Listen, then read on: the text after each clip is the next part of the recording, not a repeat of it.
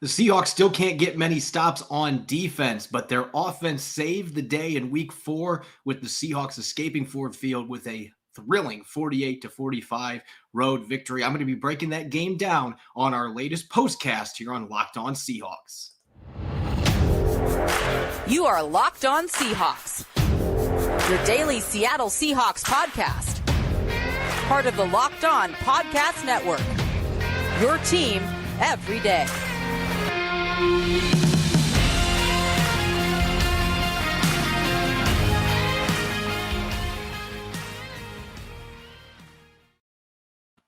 Greetings, 12. This is Corbin Smith, your host for Locked On Seahawks. Thanks to all the 12s out there for making Locked On Seahawks your first listen 5 days a week. We greatly appreciate it. Well, that was a thrilling contest, 48-45, more than 1,000 yards of total offense. And the Seahawks were the ones that ended up winning the game. Nobody could have anticipated that going into Sunday's matchup against the Detroit Lions. The Lions were banged up. The Seahawks had one of the worst offenses in the NFL in terms of points per game, and yet both these teams were moving up and down the field at will throughout this contest, and the Seahawks came up with a few more plays than what the Lions did. They got some points on defense. Really looking forward to diving into this game on our weekly postcast. This episode is brought to you by Prize Picks. Prize Picks is daily fantasy made easy. Pick 2 to 5 players, and if they score more or less than their Prize Picks projection, you can win up to 10 times your money on any entry. First-time users can receive a 100% instant deposit match up to $100 with the promo code Locked On. That's prizepicks.com, promo code Locked On. So the Seahawks defense still is really struggling. They can't get stops. They give up 45 points to the Detroit Lions without Amon-Ra St. Brown. They don't have DJ Chark. They're missing their top running back, DeAndre Swift. So 3 of their top playmakers, and the Lions still put up a ton of yardage, 45 points, and nearly pulled off the comeback at the end of this game. But today was all about the Seahawks offense. Geno Smith and Rashaad Penny leading the way. And I think this game was really all about explosives. And you look at the numbers, it was both good and bad. The Seahawks holding on for a 3-point win in large part because they were able to generate 8 plays of 20-plus yards on offense. I don't know they had that many of them in their first 3 games combined. And you might see on the graphic here, those of you watching on YouTube, DK Metcalf went off today. And he talked about Jeff Okudah, called him a good corner earlier this week, but he had safety help. He backed up his words today. A lot of the yardage going against Jeff Okudah. 3rd most receiving yards he's had in a game in his NFL career. Had 4 catches of 20-plus yards in the first half alone. Rashaad Penny went off in the second half with over 140 rushing yards in the final 2 quarters. And then on the flip side, the Seahawks did not have much success on defense once again. And this was kind of an odd game because the Seahawks came into Sunday with just 1 3-and-out the entire season. They got 2 of them on their first 2 possessions, and yet they gave up 9 points because first they had a muffed or a fumbled punt by Tyler Lockett after the first 3-and-out. The ball goes right back to Jared Goff. Very next play, Goff hits TJ Hockenson, who I felt like had like 1,000 receiving yards in this game alone, for a 32-yard touchdown. Missed extra point at 7-6. Seahawks ahead by 1. Ended up getting a field goal on their next drive because they converted on a fake punt deep in their own territory. Jack Fox completing it to Quintez Cephas for the first down. Pete Carroll tried to challenge it, and it was a bad challenge. Did not go through. Lions go down to get a field goal. So even though Seattle had those 2 3-and-outs, they had given up 9 points because of the Lockett fumble and giving up that conversion on that fake punt pass. So that was really the bright spot for this defense, aside from the opening play, the second half, when Tariq Woolen returned a Goff interception 40 yards for a touchdown. That ultimately was the difference in this game, stealing those 7 points. They did get some points off of a fumble created by Kobe Bryant, but you take away a few of those turnovers. This is, again, another really rough game for the Seahawks on defense, giving up 8 explosives of 20-plus yards. There was an 81-yard completion that was mostly after the catch for TJ Hockenson, one of the roughest plays you can ever see from defender Cody Barton. A couple of big runs mixed in there, a 51-yard touchdown run by Jamal Williams that cut the lead for the Seahawks. And so really this was kind of a microcosm of the way the season's played out. Even though the Seahawks had not scored a lot of points in the first 3 games, the offense has, by and large, had its good moments. And Geno Smith has surpassed expectations, had another fantastic game today with 320 passing yards. They got the run game going some today. They've been efficient with their run game, but they haven't been able to get enough carries. They haven't been able to sustain drives. That changed in Sunday's game in Detroit, and they were able to go throughout the entire game without a single punt for the first time in a regular season game in franchise history. It was that kind of a day on offense for the Seahawks. The drives that didn't work out, they got field goals. Their worst drive was one that Jason Myers, it looked like there was a 70-mile-an-hour wind that crept into Ford Field and swatted his kick about 40 yards to the left of the upright. One of the worst indoor kicks I've ever seen. But that was the only drive that they did not come away with points in this game. They didn't punt on any of their drives, so the offense was near perfect. Geno Smith was running the show with perfection, orchestrating audibles, the line of scrimmage. The run game was rough the first half, but they got things going in the second half. Rashaad Penny with 2 daggers, 36 and 41-yard touchdowns on third down. One of those plays coming after refs gave the Seahawks a redo. You can hear the whistle when they were getting ready to run the play that ultimately was an incomplete pass on third down. They would have had to settle for a field goal. They got a mulligan there, and then the very next play on a draw, Rashaad Penny goes 36 yards for the touchdown. So Seattle caught some breaks, that certainly being the biggest one. This is a game where there was a lot of yellow on the field, a lot of penalties on both sides, not a lot of defense being played by either side.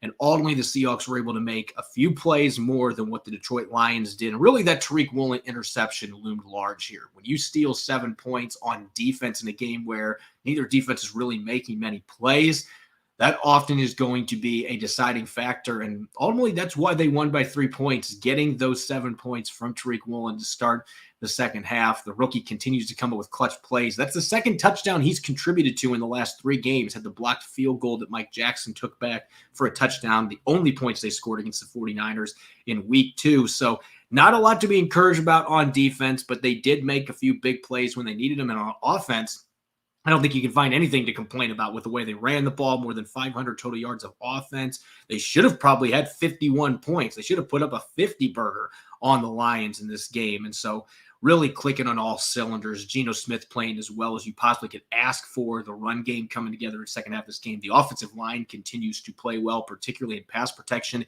Geno did not get sacked once in this game, and he was hit just 3 times.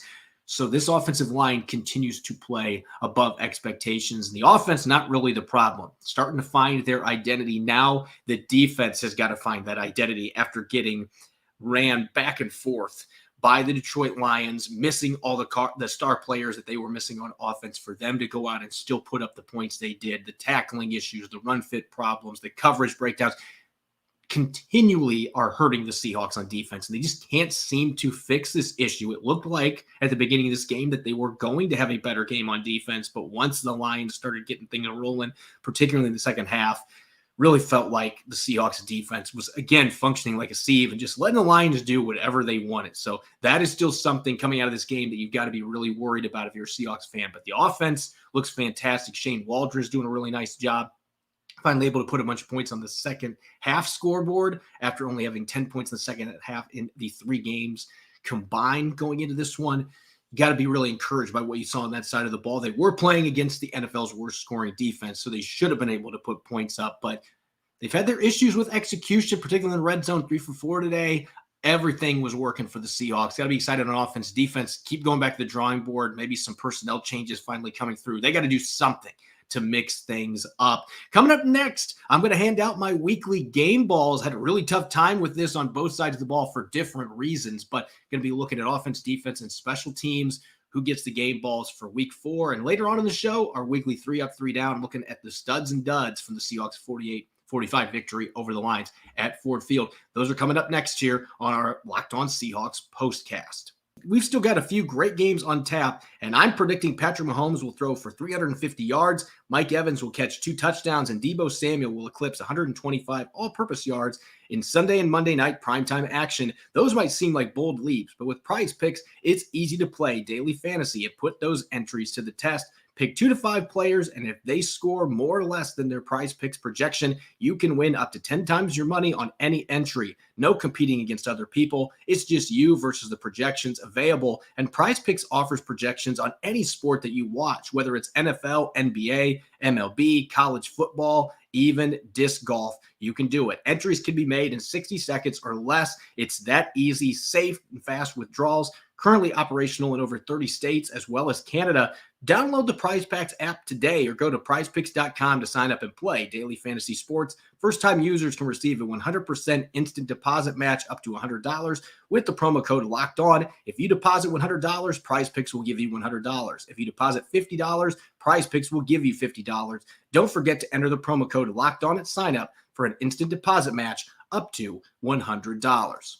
You're listening to the Locked On Seahawks Postcast Week 4 edition. This is your host, Corbin Smith. Thanks as always to the 12s out there for listening to Locked On Seahawks 5 days a week. We greatly appreciate it. The Seahawks getting a big win in Detroit, snapping a 2-game losing streak. High-scoring affair. It actually was a scoregami, a final score that had never happened in NFL history before. The Seahawks winning 48-45. The two teams combining for over 1,000 yards of total offense. This really was a track meet with all of the explosive plays. And it wasn't one of those games where both teams were just slinging the rock around the place. Both teams ran the football really well as well. There really just wasn't much defense being played in Motown today. And the Seahawks were able to make a few more plays than what the Lions did to move to 2-2. And with the way the NFC West is playing out right now, with a lot of teams struggling, 3 teams were 1-2 going into week 4.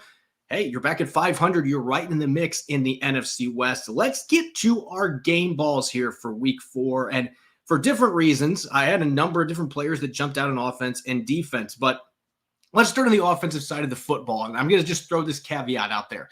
I was leaning towards DK Metcalf because what a performance that he had. Almost 150 receiving yards in this game. He physically dominated Jeff Okudah on the other side of the line. Seemed like he came in with a mission, and he hadn't eclipsed 70 receiving yards in any of the first 3 games. Goes out and goes for 149, a bunch of explosives, including a 54-yard catch, easily his longest of the season. Just seemed like he had a chip on his shoulder going into this game. He really wanted to get things going. Geno Smith was looking for him early.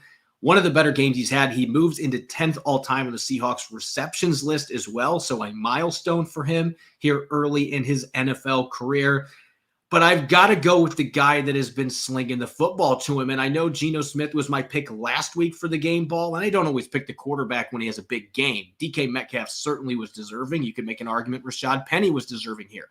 But here's why Geno Smith is getting the game ball. Another game above 70% completion rate, 76%, according to ESPN after the game at 77.3%. Geno Smith has the highest completion percentage for any quarterback in NFL history through his first 4 games with at least 125 pass attempts. That's how good Geno Smith has been. And he was out there dropping dimes, 23 for 30, 320 yards, second straight game with over 300 yards passing, 2 touchdowns, no turnovers, also added 49 yards as a runner. And I think that's the reason ultimately that I picked him to get a game ball again, because you look at the throwing numbers, they're fantastic. And he did a great job all day, whether it was dumping it off to his tight ends or making throws downfield. There were a number of chunk plays. He was much more aggressive looking for those downfield throws, and we've seen him in the first 3 games. And he was very effective. There were a couple other plays that could have gone for big yardage. He had DK Metcalf in the end zone, looked like double or triple coverage, but it was a really good throw, and Metcalf kind of slowed down at the end, wasn't quite able to get his hands on it, but he was just slinging the pigskin all over the place today. The difference maker, though, was his legs. The first 3 drives, he came up with big runs that helped the Seahawks score points. The first drive, he had a 17-yard scramble on 3rd down that picked up a first down, eventually throws a touchdown to Will Dissly, and it was another dime, back shoulder throw. Just fantastic chemistry that he's building with Will Dissly right now. Very next drive, he gets an 8-yard touchdown on a running play. It was a designed QB draw in the red zone. You don't see that a lot, but he went untouched for 8 yards and scores. Next drive, the Seahawks had a holding penalty and a screen go for -5 yards. It looks like they're out of field goal range. Smith is able to, on 2nd down, pick up 13 yards as a runner. It puts the Seahawks back in field goal range, and Jason Myers connects from 56 yards out. Those 3 points, They might not have gotten those they wouldn't have gotten without that scramble, and they won by 3 points. So that ended up being a pretty pivotal sequence of plays for the Seahawks. Had a couple other nice scrambles in the second half, just showing off that dual threat capability Geno Smith did today with almost 50 rushing yards, had 3 total touchdowns. I just thought he did a masterful job running the offense. And he was making some difficult throws all over the field, short, intermediate, deep passing game, you name it, mixing in the running ability and just doing a great job audibling to plays. Pre-snap, the touchdown for Rashaad Penny, 36 yards. He audibled out of a play to that one, and he ended up scoring off it. So he is just in command of everything right now. And so he's got to get the game ball. Best game of his career. I thought he played really well last week. This week, though, made the plays down the stretch that he needed to help the Seahawks get the win and move to 2-2. So he is the game ball winner on offense. As for defense, second time in his young career, I'm going to go with Tariq Woolen. Gave him the game ball back in week 1, just narrowly over a couple of their other players. Uchenna Nwosu actually was the NFC Defensive Player of the Week, but I thought Woolen played really well in that game. He gets his second game ball because he was really the only player that came through with a big play on defense for the Seahawks today. Again, they gave up 45 points to an offense that was missing 3 of their best skill players. You just can't have that happen. But even though Woolen was not perfect, he did have 2 defensive penalties, getting a little bit grabby in the first half. Maybe had a couple coverages where he botched things. But the interception that he made on Jared Goff to open the second half, you got to see his full, unique skill set on display. It was a crossing route, and Jared Goff was maybe a little late getting the football there. Probably should have unloaded it a little quicker. But watching the replay and just seeing the amount of ground that the 6'4" Tariq Woolen made up to jump that route in such a short amount of time, just in an instant, the amount of ground he made up, jumps that route, and then he's off to the races. It almost looked like he was jogging and running past guys while he was returning that for a 40-yard touchdown. Had a couple tackles in this game that ended up being important. Not a great game for this defense all the way around, but you win this game ball by default when you have a 40-yard touchdown. His first pick 6, hopefully of many for the Seahawks, but you're seeing better ball skills than we anticipated from this kid. Only had 1 interception his entire college career, the 2 years that he was playing corner at UTSA. Ball skills for being a former receiver were not a strength of his, and yet he's finding a way to get his hands on the football. He's got 2 picks now in as many weeks. So the Seahawks have to be really fired up about the progress that this kid is making in the secondary, the big plays that he's coming up with, just on his natural talent alone, the speed to be able to jump that route, and the understanding that he seems to have, the confidence that he's playing with.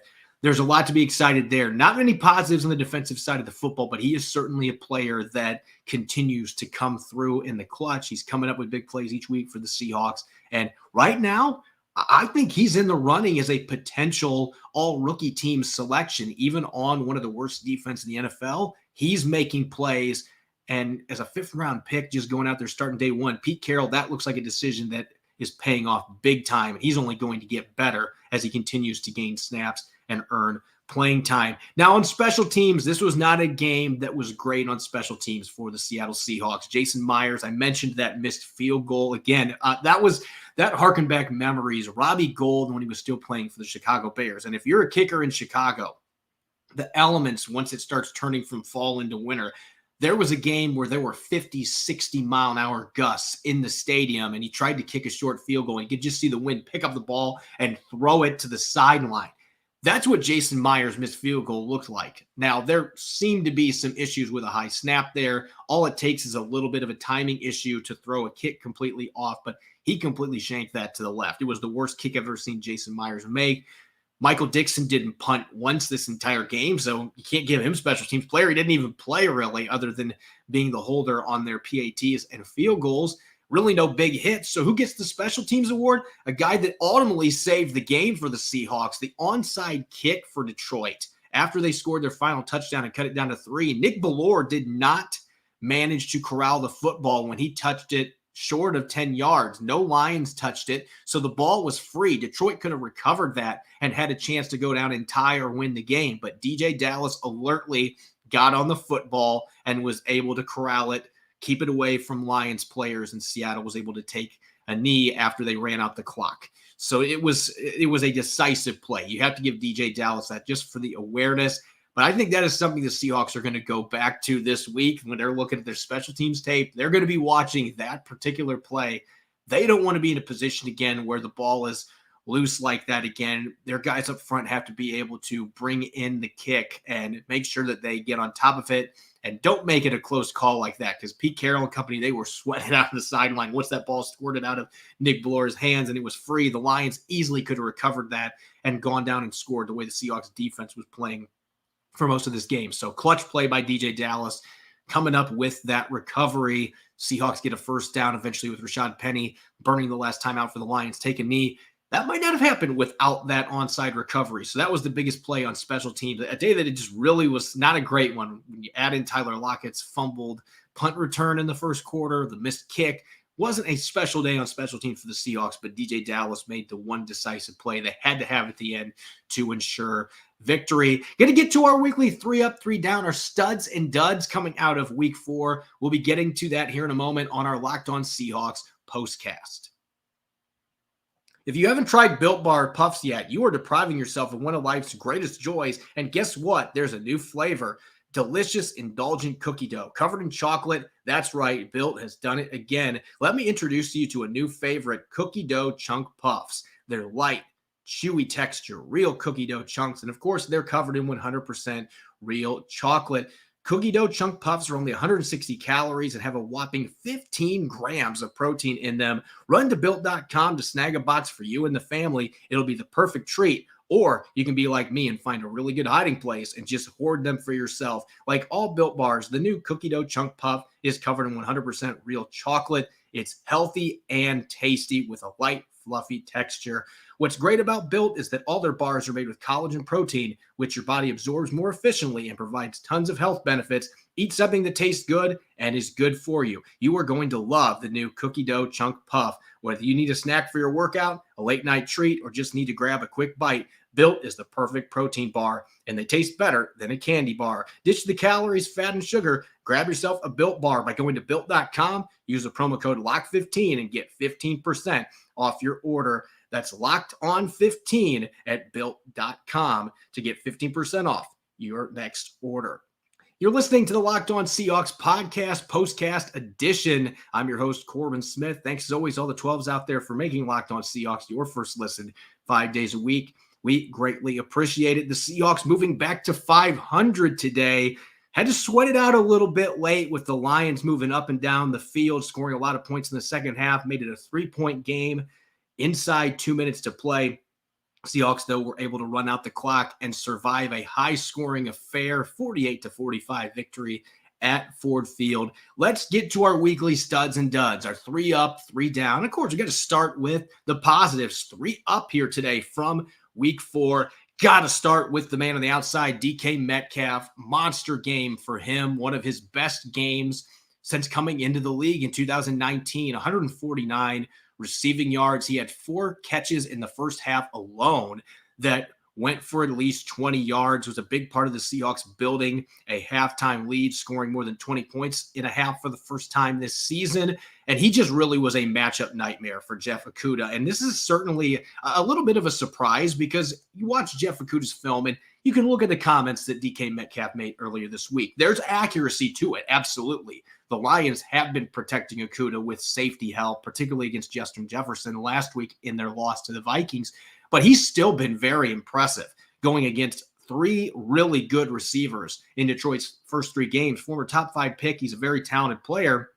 But DK Metcalf was just ragdolling him a good portion of this game. You could see the physicality in the line of scrimmage, and Jeff Okudah just wasn't able to step up to that. This was not an opponent he was going to be able to have success using press man coverage against. Metcalf made him pay, beat him vertically several times. And so he was able to dominate this one-on-one matchup. And this is what the Seahawks expect from DK Metcalf. Not that he's going to go out and have 149 receiving yards every single game, but he hadn't even gotten past 70 in their first 3, and they had to find a way.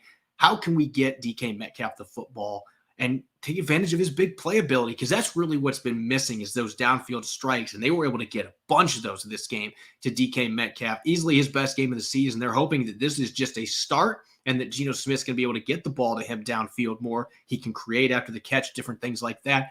This, they're hoping, is the stepping stone for him to continue playing at the level they expect, given his stature as one of the 10 highest paid receivers in the league, one of the most talented receivers in the league. They expect him to have 100-plus yards regularly, and it'd been a long time since he hit the century mark. So good sign for the Seahawks offense and DK Metcalf coming out of this game. And the second guy here, Noah Fant. Noah Fant did not have the gaudy numbers that DK Metcalf did. Only a couple of catches in this game. He did score his first touchdown, however, and that came right after Metcalf's 54-yard reception. And Geno Smith rolled out and kind of faked out multiple defenders, had a little bit of a pump fake, and then suddenly Noah Fant is wide open. It really crossed up multiple defenders, and Fant reels it in for a 2-yard touchdown. But the reason I have Noah Fant on this list today isn't just because of that touchdown catch. That obviously helped his cause, but there were several nice runs today where Noah Fant came through with really good blocks, and that is not something that he is known for in his game. In fact, you look back at scouting reports coming out of Iowa, that was the thing that concerned teams, that this is one of those stretch tight ends that isn't going to be an inline blocker. You're not going to be able to move him around much in a blocking capacity.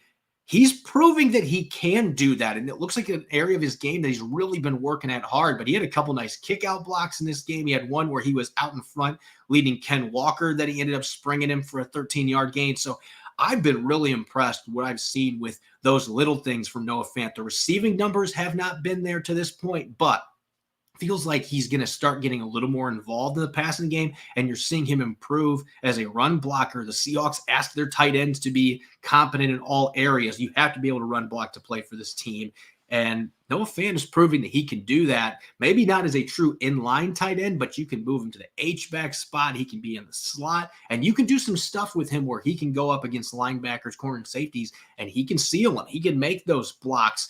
And so I've been really impressed with what I've seen. I thought today he made several key blocks in the run game and obviously contributed in the passing game too with that touchdown reception and a couple other grabs. So he's starting to figure things out. One of these days, he's going to have a big game as a receiver, or he's going to have 50, 60 receiving yards. That has not happened yet, but he's making the plays that aren't necessarily in the box score as a blocker, and you're seeing his overall impact on this offense. So kudos to Noah Fant.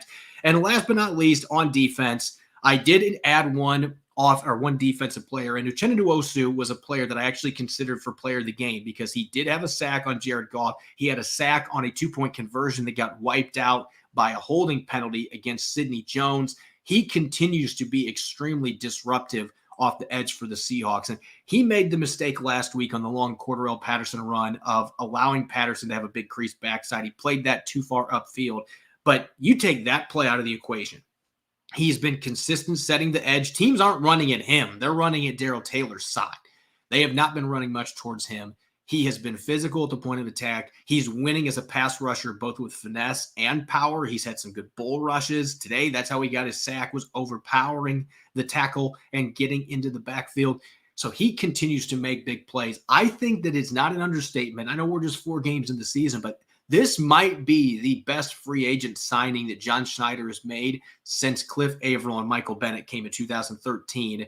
Ironically, pass rushing position, a little different defensive scheme, but he's having that kind of an impact for a defense that's got a lot of holes. They're struggling in a lot of different areas, but this is one of the guys that has week in, week out played at a high level. He's finding ways to get out after the quarterback. He's playing solid run defense. They need other players to step up around him and Tariq Woolen so that this team can maybe start to have some progress on defense. Uchenna Nwosu is not part of the problem. There's been a few bad plays mixed in there, but he has been a fantastic addition to this defense and continues to make plays in the backfield as a pass rusher and a run defender. Kudos to him. Another really good game for number 10. Now to 3 down. This is going to be the first time this year that I have done this. I typically have at least one player on offense and 1 or 2 players on defense. This is going to be all defense, though. I don't have a player on the offensive side of the ball. You can nitpick. There might have been a few missed blocks by offensive linemen that could have landed somebody on this list, but you put up 48 points. The offense had over 500 total yards of offense. nobody deserves to be on the 3-down list. They ran the ball well. They were catching the football well. They were creating after the catch. Geno Smith was dialed in, winging the ball over the place.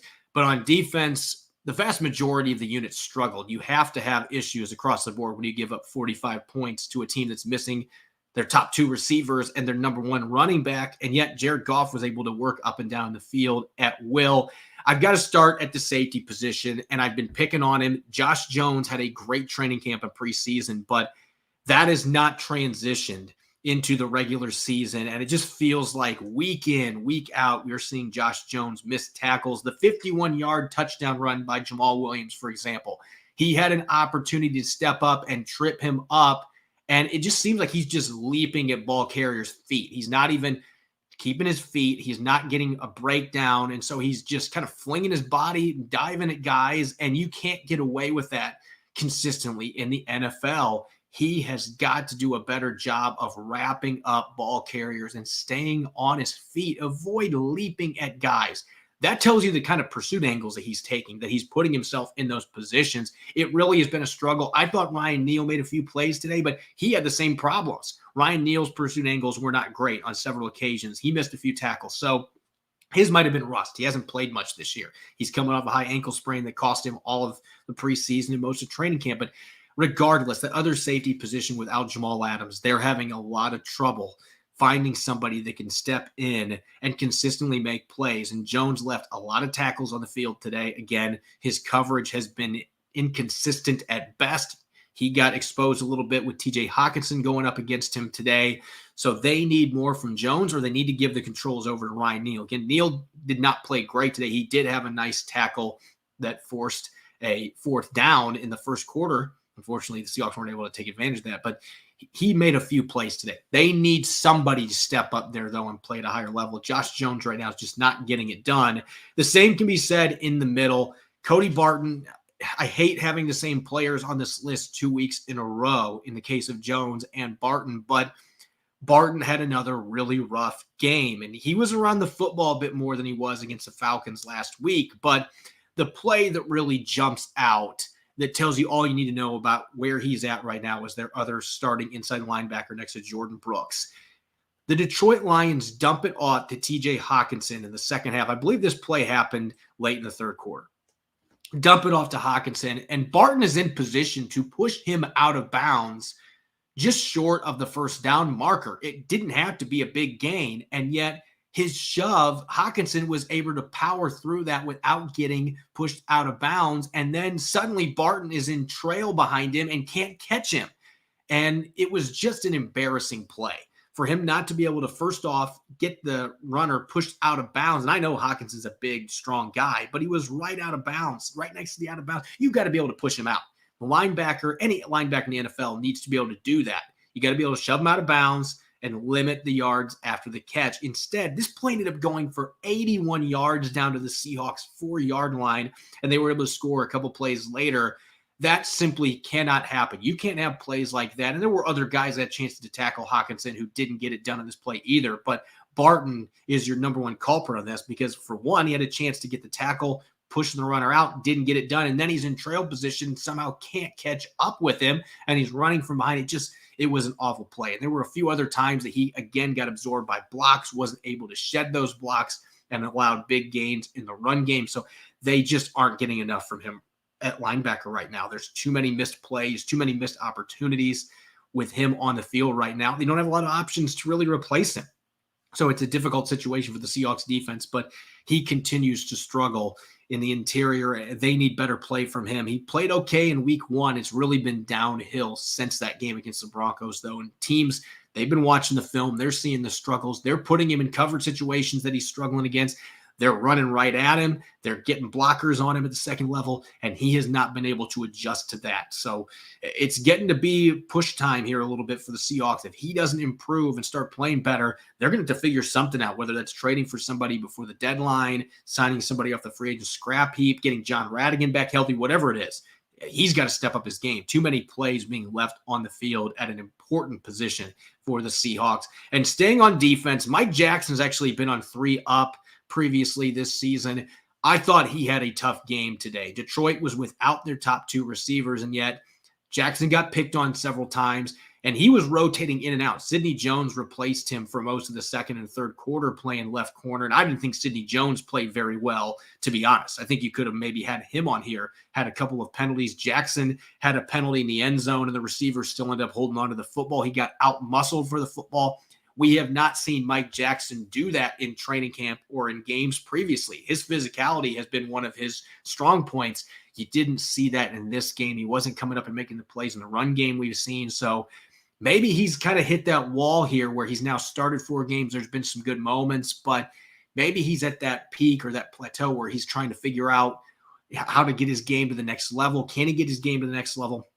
Is Sidney Jones ready to take that job back? I didn't see anything today that suggested to me that he is. Maybe Artie Burns is that guy. He did not dress today as a healthy scratch. I mean, there's some questions there. They don't have questions at right corner. Tariq Woolen's playing really well. The mistakes you'll live with because he's a rookie, especially when he's returning interceptions for touchdowns. But Jackson's play is kind of leveled off a little bit, and I thought he struggled in this football game like a lot of the defense for the Seahawks. And maybe he comes back next week, bounces back against the Saints, and plays better. But they might want to explore the possibility. Looks like they're already doing it by rotating Sidney Jones in, trying to figure out if maybe they need to do something a little bit different at that left cornerback position as they head towards the midway point of the 2022 season. As always, you can follow me on Twitter at Corbin Smith NFL. Make sure to check out Locked On Seahawks on Apple Podcasts, Google Podcasts, Spotify, and streaming 5 days a week on YouTube. Rob Rang and I will be back tomorrow with our Monday musings, more in-depth takeaways after we have a chance to rewatch the film and look back at this track meet that the Seahawks won against the Lions